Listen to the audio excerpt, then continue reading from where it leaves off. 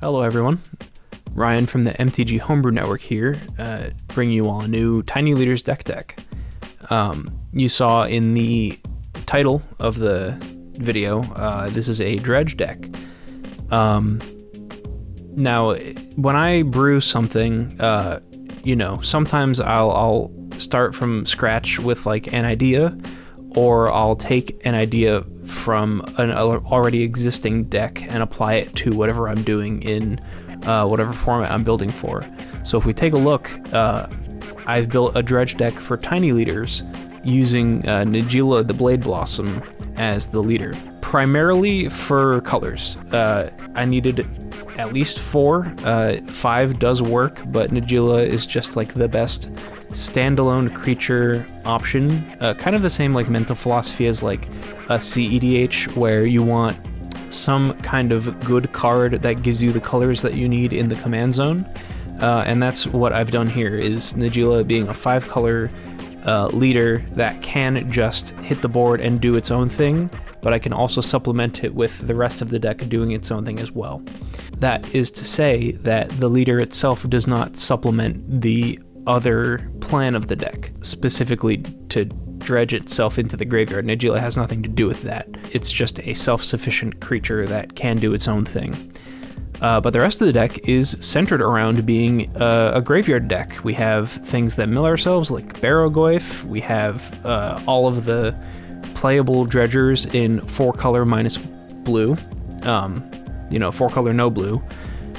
So like Golgar Brownscale, we have Life from the Loam, of course Stinkweed Imp. But yeah, since we're not playing blue, we don't have, creatures like Narcomoeba, which become very anemic when trying to do the hybrid dredge thing, because a lot of the time when you're playing a graveyard deck and it isn't the like turbo, like what modern dredge is, you are 100% of the time, maybe like 98% of the time, always trying to dredge cards instead of drawing cards.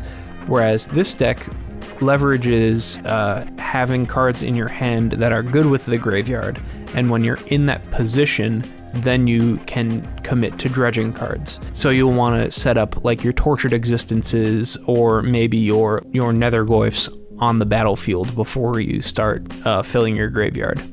And a lot of that comes into like mulligan decisions. Like Souls of the Lost is a great example. You can only, cast it from your hand, but as an additional cost, you have to discard a card or sacrifice a permanent. You can discard a dredge card, and then its power is equal to the number of permanent cards in your graveyard, and the toughness is equal to that +1. This becomes like Turbo Tarmogoyf when you're milling yourself for a bunch, because it counts your lands as well. We're also a Living Wish deck, specifically because there are like cards that you want to draw but don't want in your main deck most of the time, specifically like a Bazaar of Baghdad.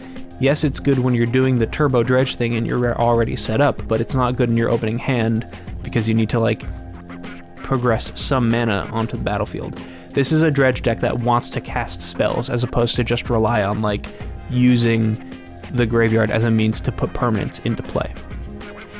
We also have things like Sevinne's Reclamation with flashback, Conflagrate with flashback, stuff that's good from the graveyard, but on its face is maybe not as good.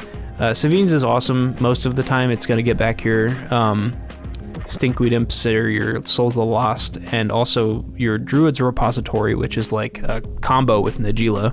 But we also have things like Deathrite Shaman that, benefit from having things in the graveyard, but is also like main board graveyard hate against what your opponent's doing. We also have things like Kroxa, Titan of Death's Hunger, and Flage, Titan of Fire's Fury, both of which need cards in your graveyard but are good when you cast them from your hand.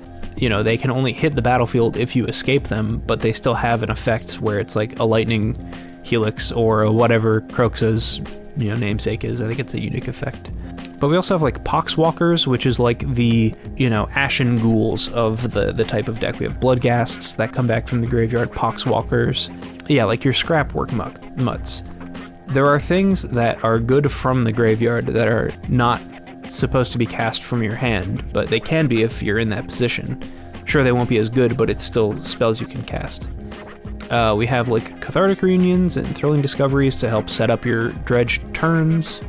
You know, the draw 3, sometimes it's just draw 3, which is still very, very good, but sometimes it's dredge 10 or whatever it is, because you're going to hit like your Stinkweed Imp and 2 other unique treasures like Shambling Shell or something like that. Your Reanimate is kind of a staple where you're going to be putting things into your graveyard, and if you have it in your hand, you can just get back whatever is good. Sometimes it's going to be your Tarmogoyf, sometimes it's going to be your Necroplasm. It's really whatever is good at the time. There's a lot going on in here. And the lands are just a 4-color mana base, mainly centered around red and black. So all of your fetchables are either red or black, I believe. And that's intentional because a lot of the spells are red or black. You know, you'll have a bunch of green stuff, but that's definitely a side color. That's not supposed to be the main focus.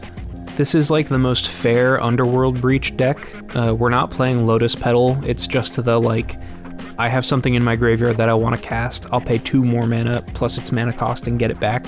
When you're in the like point of the game where you're casting spells from your graveyard with Underworld Breach, like it's just kind of on its face good enough to do the thing that it's supposed to do, and you're not going to be like putting a ton of like it's not going to do multiple things. It's mainly just like a flashback card in your deck. And into the sideboard, we have like specific hits like Archon is good against Storm decks, Bazaar is going to be good when you need to accelerate your graveyard a lot, Bog is Bog, you're going to be playing against other graveyard decks sometimes. Cindervines is just kind of solid. I've not played it a ton, but it does what it needs to do when it does it. It's just Storm hate and also Artifact Enchantment hate. We're in its colors, so we might as well be playing something towards that. Oof is Artifact hate. It's really, really, really good, and it's awesome to get off of your Living Wish. Glacial Chasm just can stop the aggro decks altogether until you're ready for it, and you can set up like Life from the Loam loops where you can get it back and play it from the graveyard if you need to. Night of Autumn and Cindervines do a lot of the same stuff, but this is just like also a creature that you can like hit off of your Tortured Existence, that kind of thing. Thoughtseize is good against the combo. It's there still to beat like Archon of Emeria and stuff like that. And Wasteland is just Boseiju number 2, but sometimes you just need to play it for no mana, so destroy your opponent's non-basic that's giving you a problem. There's 100 ways to build this deck. This is just what I've landed on. You can definitely go down the blue route where you have like Uro and Narcomoeba and stuff, but I feel like there wasn't enough to supplement those cards specifically. If we look into like the history, like back here, you know, you see me delegating over what lands to play, but like we had Flusterstorm at one point. Snapcaster was really good. It's like lends itself to that kind of deck. Uro was here. Prized Amalgam also. You can still play Prized Amalgam. I'm not, because like I said, it just felt more anemic than proactive. If you're going more towards the like 100% dredging myself a lot of the time, I feel like maybe if you put yourself able to get yourself in that mind space, you can get yourself to a point where it does work, where you're just going for dredge all the time. You can turbo, you know, graveyard, but this is definitely like a hybrid, like I use my graveyard as a resource, but I'm also casting spells from my hand kind of thing. And you can tell I've like delegated over this a ton. I have 38 pages of history that I've been working through. So it's like, this is easily one of my like hardest brews that I've done. Yeah, you see like Narcomoeba used to be here.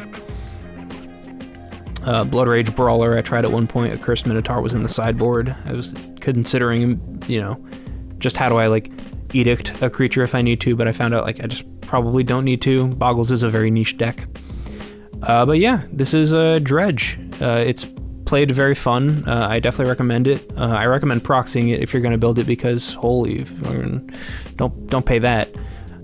If you have the duels, go ahead and do that, but like the Bazaar is definitely not super yikes. But yeah, that's Dredge. Definitely a fun deck to play. Would recommend it. Go drink some Coca-Cola. Grab an ice cold Coca-Cola. Okay, all right. Have a good day.